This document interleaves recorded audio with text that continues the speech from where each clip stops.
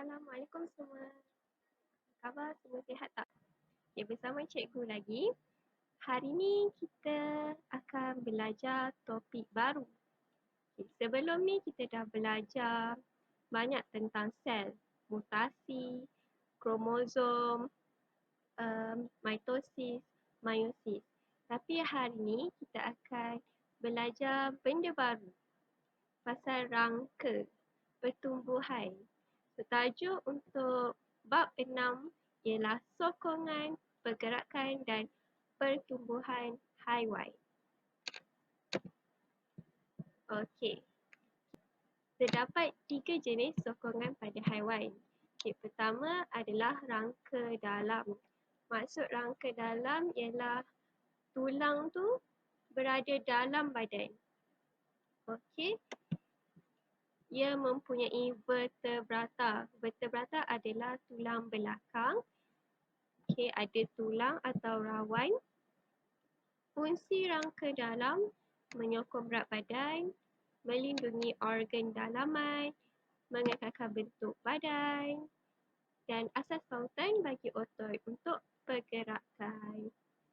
So, otot-otot kita akan berpaut pada tulang. So, contoh-contoh haiwan yang mempunyai rangka dalam selain daripada kita adalah mamalia kan. So, ada kucing, lembu, burung, amfibia seperti katak, ikan, reptilia macam buaya, ular. So, semua adalah rangka dalam. Okey. Yang kedua, rangka luar. Rangka luar maksudnya dia tak ada tulang. Dia tak ada tulang belakang. And then dia tak ada tulang atau rawan. Tapi dia ada lapisan keras kitin atau cengkerang. Okay, macam siput ni. Dia ada cengkerang. Udang.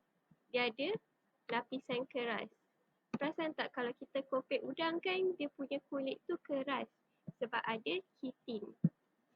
Okey, fungsi rangka luar adalah sama juga macam rangka dalam, menyokong berat badan, mengekalkan bentuk badan, melindungi organ dalaman dan tapak bagi perlekatan otot.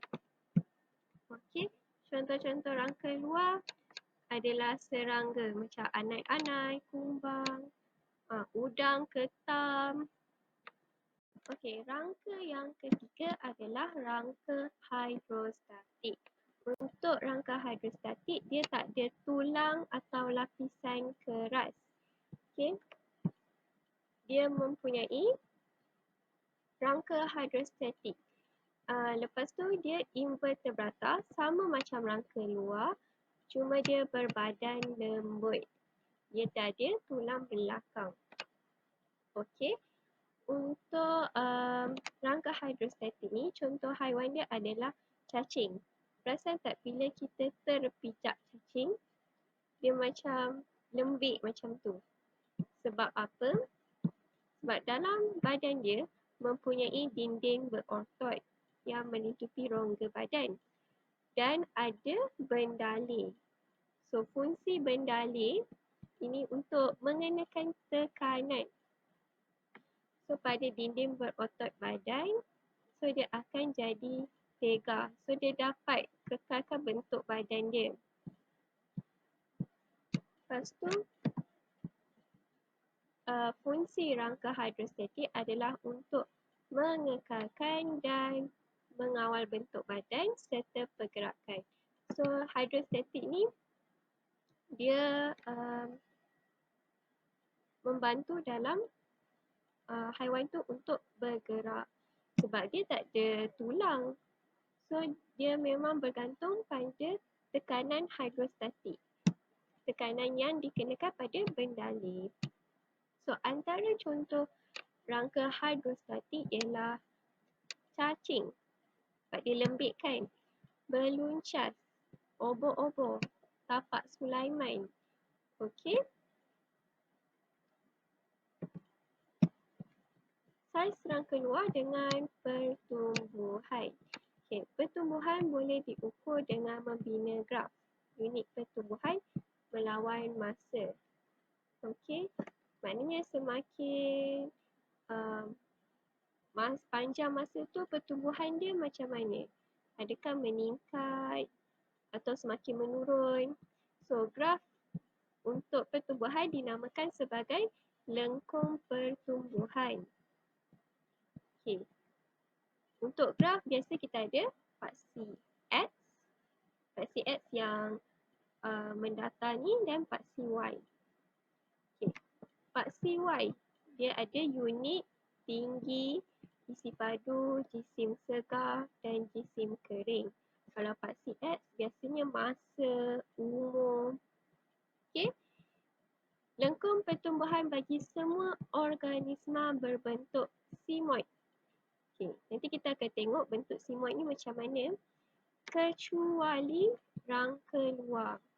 Okay, rangka luar dia bentuk berperingkat disebabkan kitin. Kan dia ada lapisan keras. Okey. Ni adalah graf. Graf lengkung pertumbuhan. Okey, untuk semua organisma kecuali rangka luar. Rangka luar yang macam mana tu? Serangga tadi, ketam, udang. Semua organisma dia mempunyai bentuk sigmoid macam S. Nampak tak? Dia macam huruf S. Okay, semakin meningkat umur atau masa tu, makin lama dia akan meningkat dan akhirnya menurun. Contohnya, graf berat melawan masa. Semakin kita berusia, okay, ni masa bayi, berat badan kita akan naik. Okay, masa kanak-kanak pun meningkat, remaja, dewasa, dia dah mula menurun. Lagi tua makin menurun sebab kita dah kurang selera makan. Untuk rangka luar. Kalau rangka luar, dia berbentuk tangga, berperingkat. Kenapa? Sebab dia mempunyai kaitin yang keras. So, dia tak boleh membesar macam kita. Macam kita, sel kita yang akan membahagi supaya kita boleh menjadi tinggi, besar. Tapi untuk rangka luar ni, dia punya dinding kitin tu keras. So, dia kena pecahkan dinding dia untuk membesar. Okay. Dekat rangka luar ada 3 terma yang kita kena ingat. Okay. Ecdysis, instar dan nympha. Okay. Kalau ecdysis, okay. Pertama, ecdysis. Apa tu ecdysis? Ecdysis ni proses penanggalan kulit. Sebab tadi cikgu dah cakap, rangka luar dia ada kaitin. Kaitin ni keras. So, untuk dia membesar, dia perlu pecahkan kaitin ni. So, semasa proses ecdysis ni, rangka luar yang baharu dan lembut terbentuk di bawah rangka luar yang lama. So, kat luar ada rangka luar yang lama. So, dekat dalam tu, dia baru nak membentuk rangka luar yang baharu dan lembut. So, ecdysis ni ada pada bahagian menegak dalam graf. Okay. Yang ada anak panah ni, yang tegak ni adalah ecdysis. So, sebelum dia mencapai dewasa, dia akan mengalami beberapa proses ecdysis. Proses penanggalan kulit. Okay. Haiwan berangka luar menyedut udara bagi mengembangkan badan untuk memecahkan rangka luar lama yang keras. So, masa ecdysis ni, haiwan tu contoh belalang, dia akan sedut udara dia.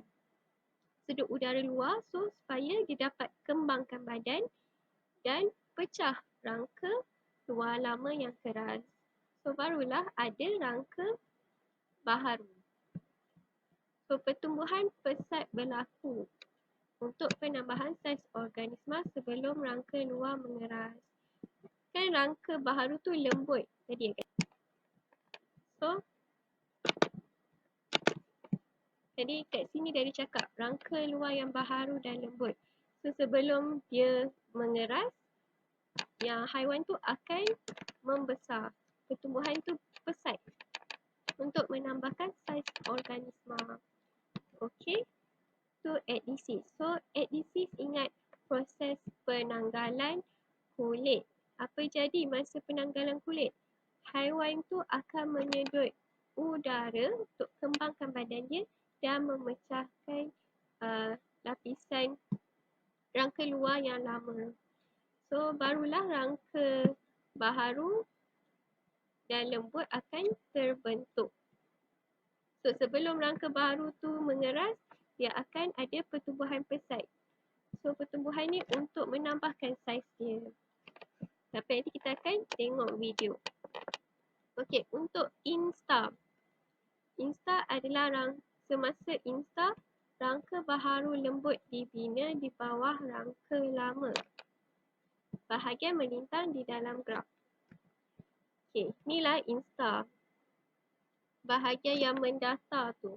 So masa instar, dia tak ada pertumbuhan. So masa inilah rangka baru nak terbentuk. Dekat bawah rangka luar. So masa adhesis tu baru dia pecahkan rangka luar. Jelas tak? Okey. So ingat, adhesis menegak, instar mendatar. So adhesis pertumbuhan dia pesat. Instar tiada pertumbuhan. Okey, last sekali, nimfa. Okey, nimfa ialah anak serangga yang mengalami metamorfosis yang tidak lengkap. Okey, pada peringkat nimfa, dia macam contoh belalang.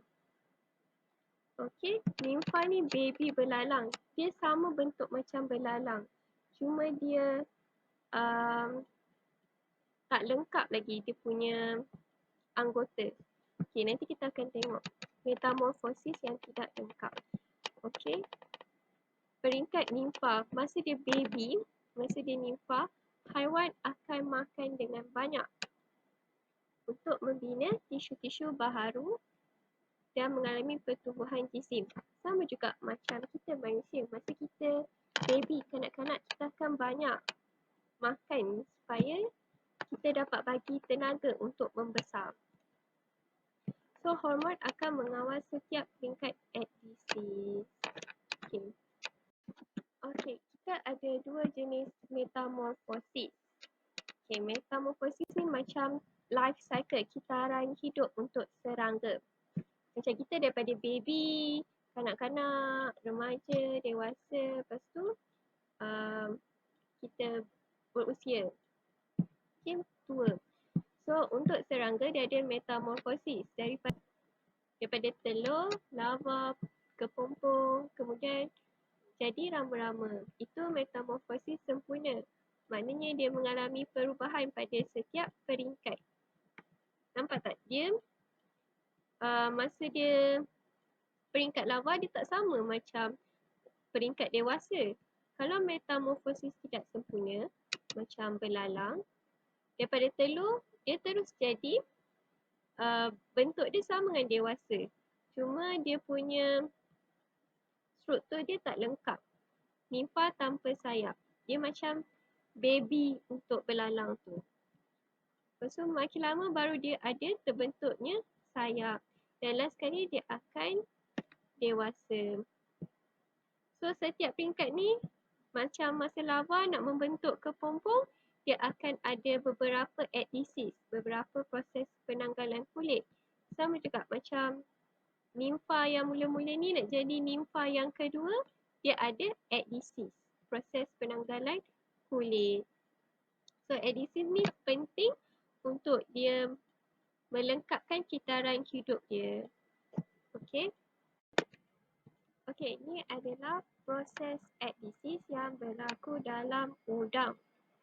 Okey, cuba tengok. Ini adalah rangka luar yang lama. Nampak tak dia saling kulit? Okey, semasa proses ni, apa yang berlaku? Udang tu akan sedut udara untuk kembangkan badan dia. Nampak tak? Untuk ditanggalkan kulit tu.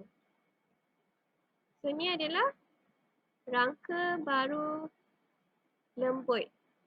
So, rangka baru ni ada dekat bawah rangka lama. Okey. So, sekarang pertumbuhan dia akan pesat sebelum rangka baru ni menjadi keras.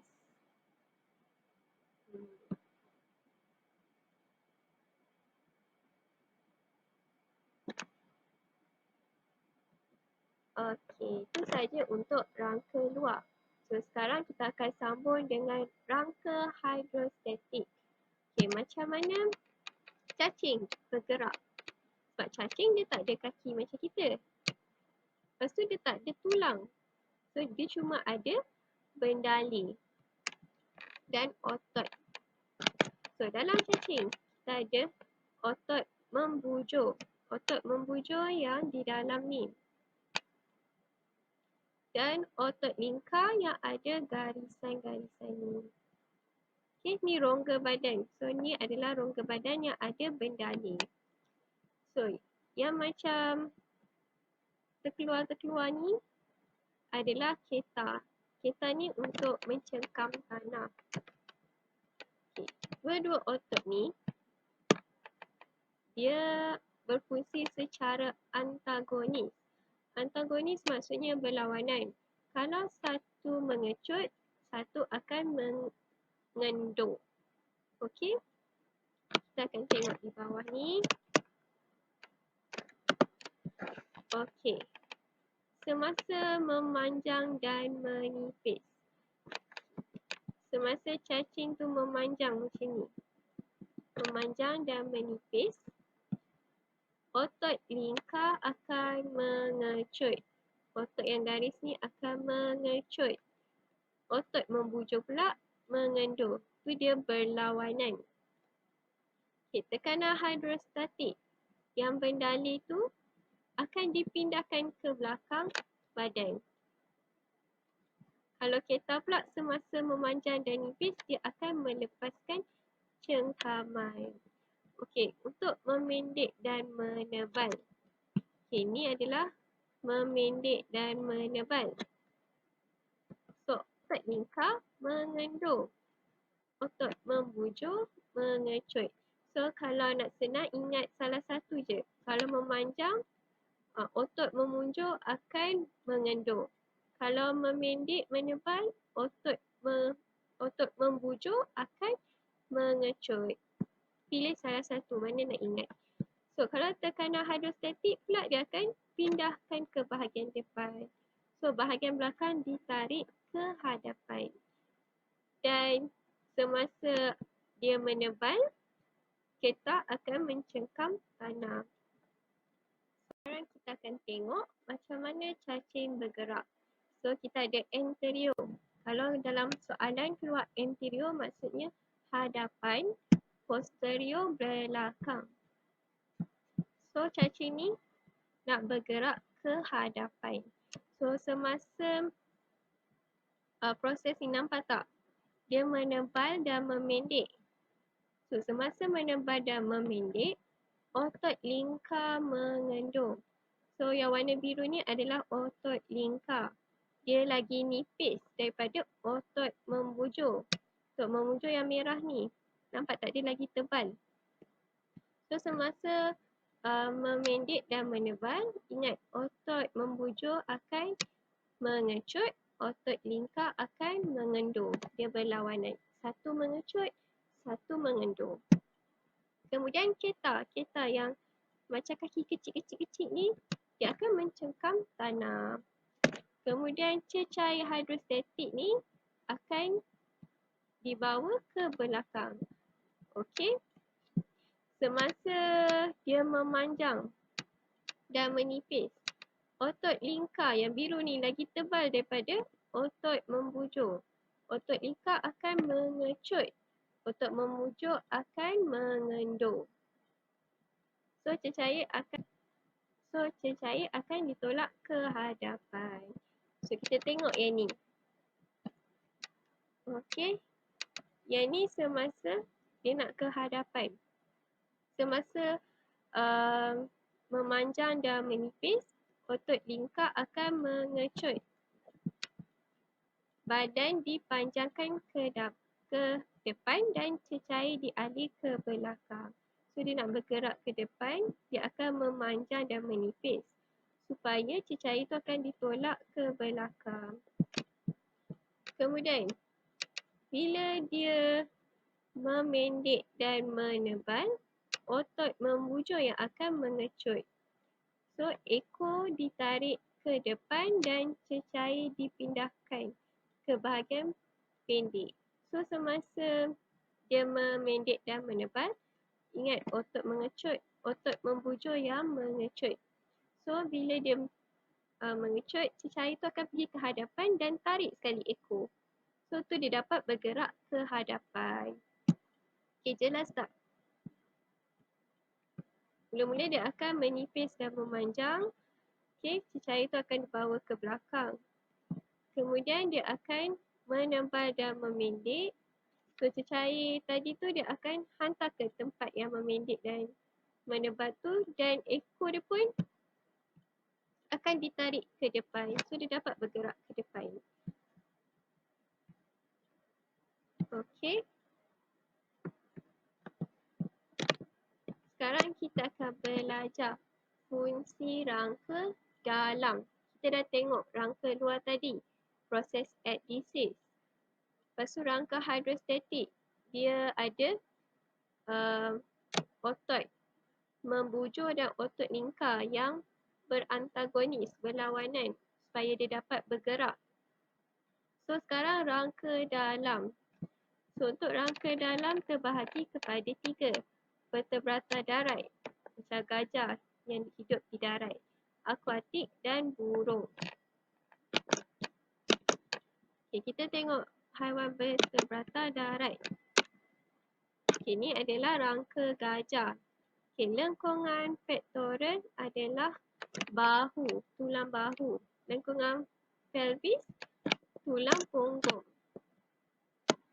Okay, untuk vertebrata darat, rangka yang kuat dan tegak untuk menyokong badan. Rangka dia besar dan sepadan dengan saiz badan. Kalau gajah akan besar, so rangka dia pun akan besar. Berat badan disokong oleh lengkungan pektoral dan lengkungan pelvis. So tulang ni yang sokong berat badan tu. Okay, untuk haiwan vertebrata akuatik, so ni rangka ikan paus. Dia mempunyai lengkungan pektoral, tulang bahu dan tulang punggung yang kecil. Kenapa?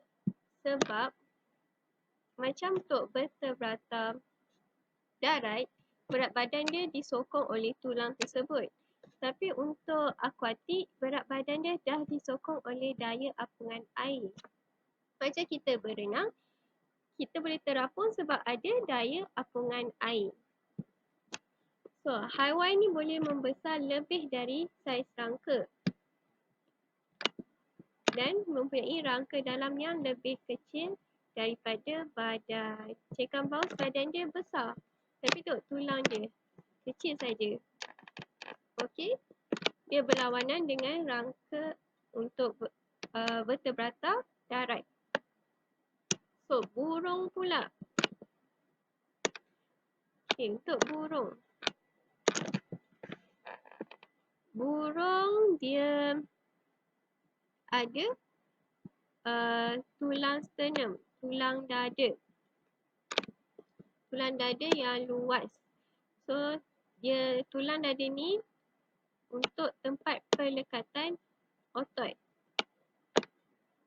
So, otot akan melekat pada tulang dada untuk dia terbang. Dan tulang-tulang dia berongga dan ringan.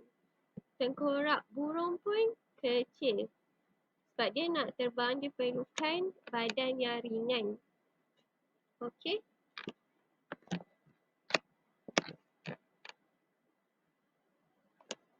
Itu saja untuk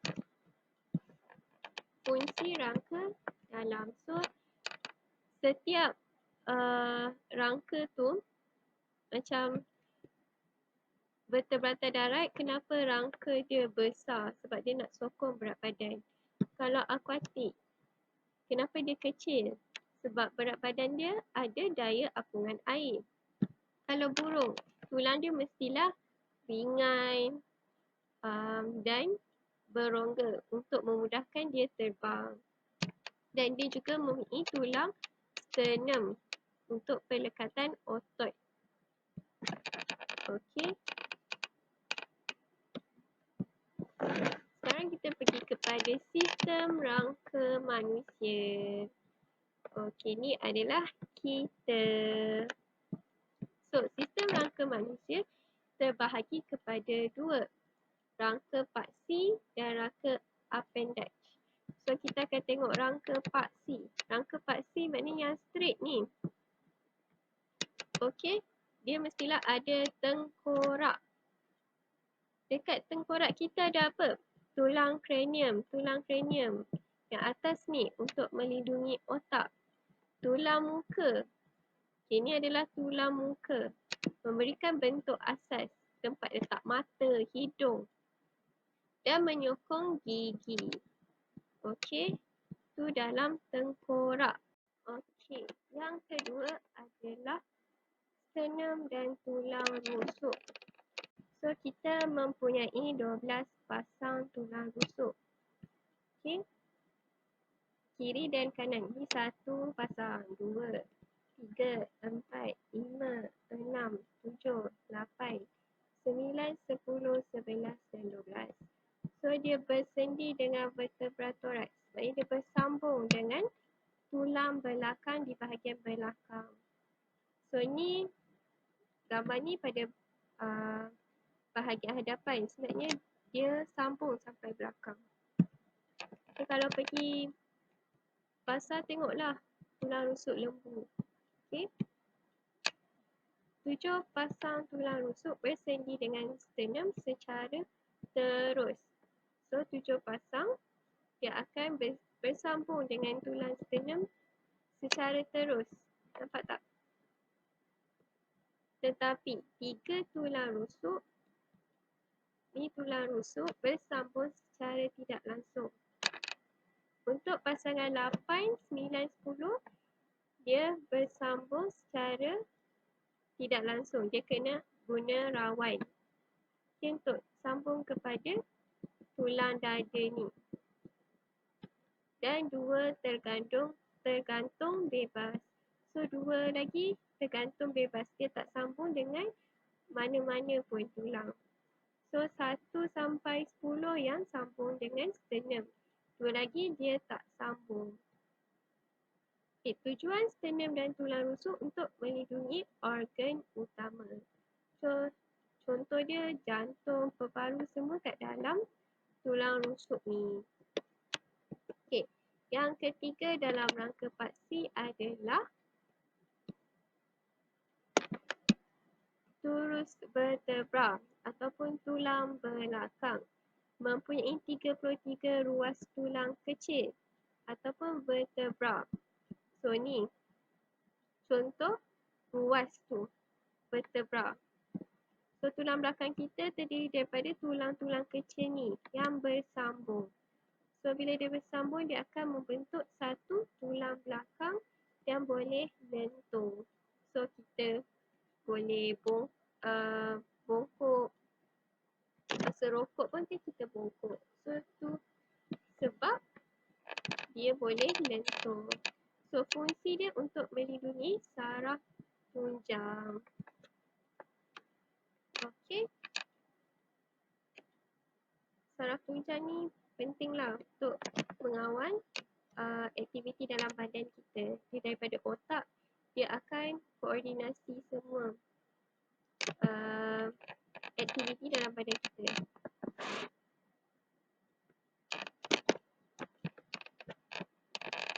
So, yang kedua, rangka appendage. Okay, rangka appendage ni yang tulang-tulang selain daripada yang lurus ni. Tengkorak, tulang rusuk dan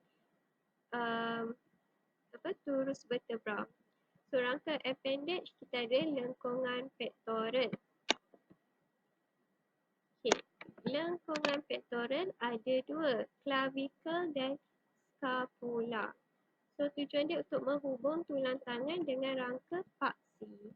So dia untuk hubungkan tulang tangan.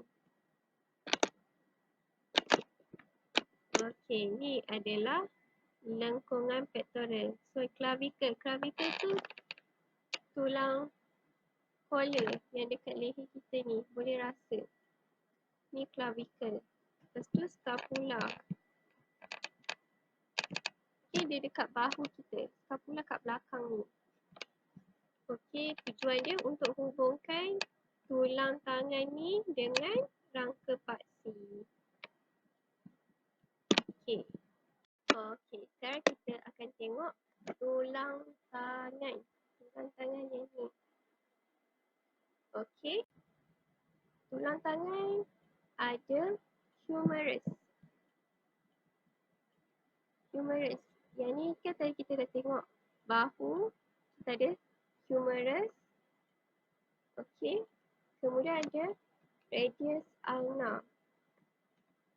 Radius ulna. Dan kita ada carpus, metacarpus dan phalanx. Okey, so kita tengok mula-mula humerus. Humerus yang bahagian atas ni dia akan bersendi dengan lengkungan pectoral. Okey, humerus dia ada yang atas yang bulat ni bersendi dengan lengkungan pectoral. Okey, kemudian hujung ni pula akan bersendi, akan bersambung dengan tulang radius dan ulna. Okey, ulna yang daripada, kalau nak tahu dia dekat jari kelingking ni. Okey. Ni jari kelingking kan? Ni adalah ulna. Radius ni boleh rasa juga kat tangan kita. Okey. Radius dan ulna pula bersendi dengan carpus. Bersendi dengan carpus, pergelangan tangan kita. So kat pergelangan tangan kita ada radius dengan ulna. So dekat jari kelingking, ulna. Dekat depan ni radius. Nanti cuba rasa. Okey. Metacarpus pula bersendi dengan carpus. So metacarpus adalah tapak tangan. Dan ada phalanx. Phalanx itulah tulang jari-jari ni yang bersendi dengan metacarpus. So ni adalah metacarpus. Rasa. Okey, ni adalah phalanx. Okey, jelas tak tulang tangan? Untuk yang ketiga adalah lengkungan pelvis dekat punggung. So dia bersendi dengan rangka paksi. Sebab tak dia bersambung dengan tulang belakang kita. Dia terbentuk daripada sepasang tulang punggung. So ni sepasang ni. Ni kanan dengan kiri. Tujuan dia untuk menyokong berat badan, melindungi pundi kencing dan organ pembiakan. Okey. Last sekali dalam rangka appendage adalah kaki. Tadi kita dah tengok tulang tangan. So sekarang tulang kaki. So macam mana kita nak ingat ni banyak sangat? Kalau tangan, kita tengok yang ni dulu. Tarsus, metatarsus dengan phalanx. Sebab dia lebih kurang je dengan ni. Untuk tangan, carpus. Car. Kalau untuk kaki, tarsus. So kalau pergelangan tangan, carpus. Pergelangan kaki, tarsus. So tapak, metacarpus. Tapak kaki, metatarsus. Jari, sama juga, phalanx. Okey. Lepas tu, dekat tangan kita ada radius dan ulna. Dekat kaki kita ada tibia dan fibula. So ingat yang tu je. So fibula ni yang nipis, tibia ni yang tebal sikit. So fibula sama juga dengan ulna. Dia dekat kelingking. Okay, ni kan metatarsus. Contoh ni kaki lah. Metatarsus, lepas tu dia dekat dengan kelingking. Cuba rasa nanti. Lepas tu kita ada, ni dekat betis Fibula dengan fibula. Okay. Kemudian yang dekat peha ni. Peha ada tulang femur. So dia bersendi dengan tulang pelvis dan juga tibia dan fibula.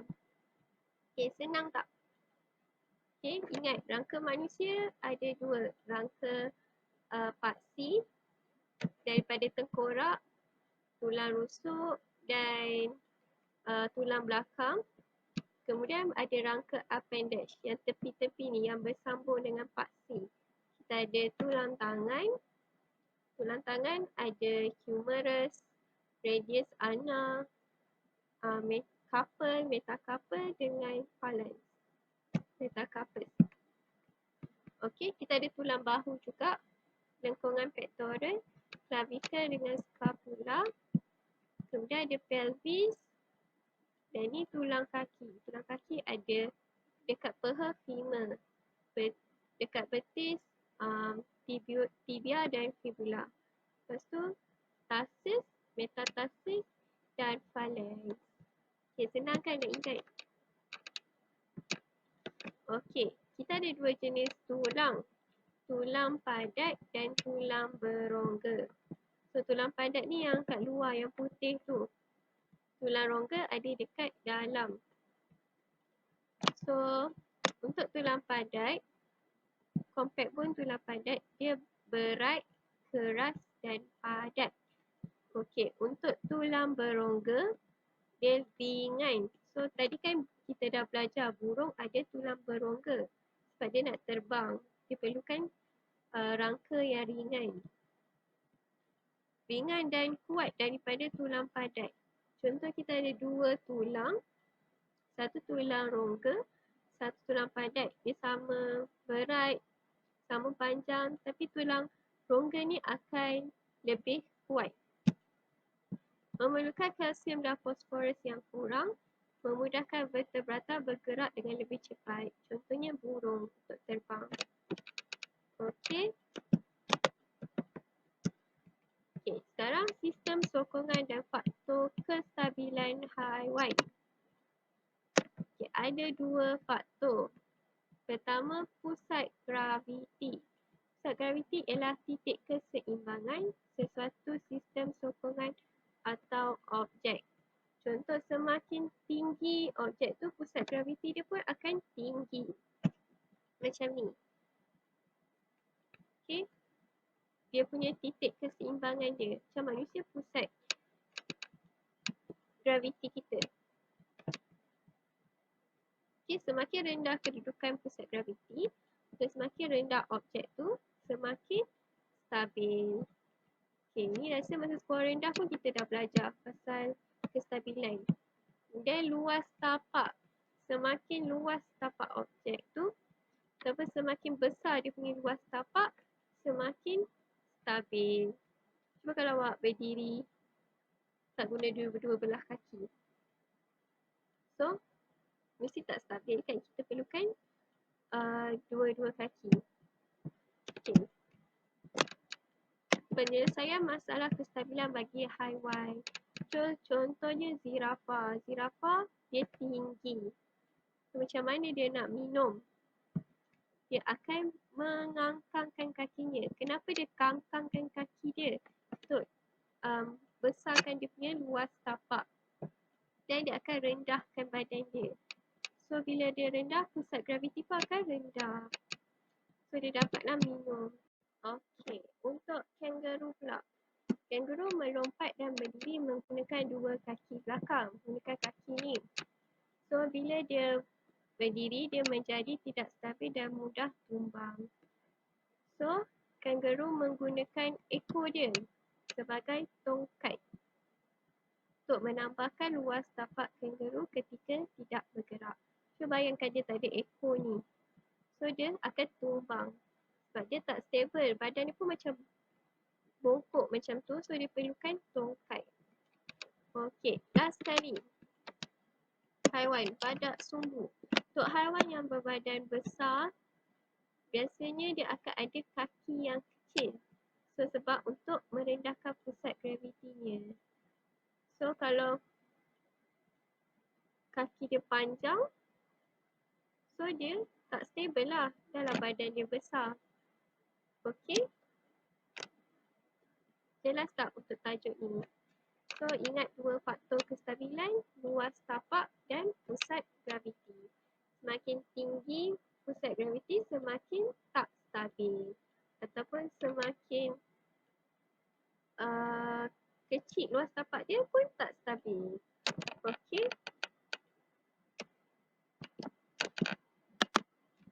So, itu sahaja untuk topik 6.1. So, kalau ada masalah, tak faham, boleh tanya cikgu. Okey? Terima kasih. Jumpa lagi. Bye.